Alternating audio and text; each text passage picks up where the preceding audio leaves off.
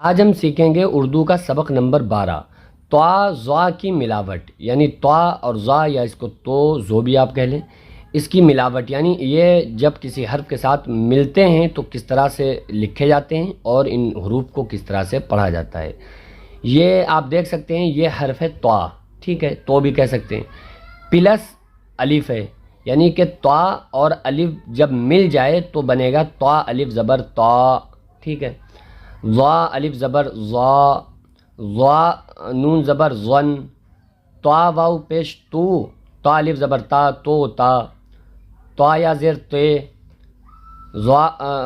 ضا لام زبر ظل، تو واو پیش تو الف زبر تا تو تا، با واو پیش بو، لام الف زبر لا بو لا، طا عین زبر تا، نون ہا زبر نا تا نا، نون ہا زبر نا، دال واو پیش دو، تو تا بولا تانا نا دو۔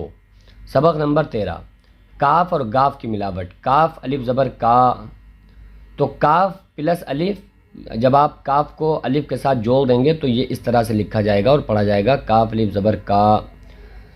گاف پلس الف، گاف الف زبر گا، گاف لام پیش گل، کاف لام پیش کل، کاف الف زبر کا، گاف میم پیش گم، کا با زبر کب، کا سین زیر کس، گاڑا پیش گڑ، گا پے زبر گپ، کافیہ زیر کی، کافیہ زیر کے، گافیہ زیر گی، گافیہ زیر گے۔ یہ چھوٹی یا اس کے ساتھ لگی ہوئی ہے تو گی پڑھا جائے گا، بڑی یا لگ جائے تو گے پڑھا جائے گا، یہ کی پڑھا جائے گا، بڑی یا لگ جائے تو کے پڑھا جائے گا۔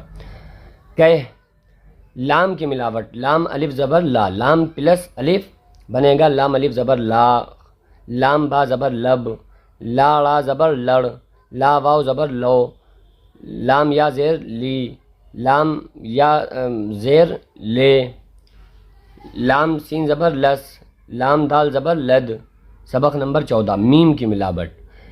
میم پلس الف، یعنی کہ بن گیا میم الف زبر ماں، میم پلس نون تو بن گیا میم نون زبر من، میم لام زبر مل، میم لام زیر مل، میم را زبر مر، میم کاف زبر مک، میم یا زیر می، میم یا زیر میں، میم واو پیش منہ، ٹھیک ہے۔ اس کو رواں پڑھ لیجئے۔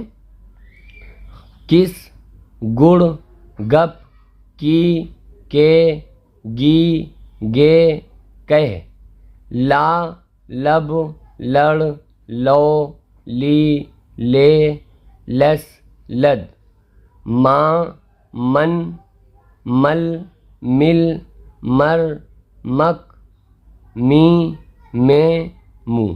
اس کو بہت اچھی طرح سے آپ لوگ اس کی مشق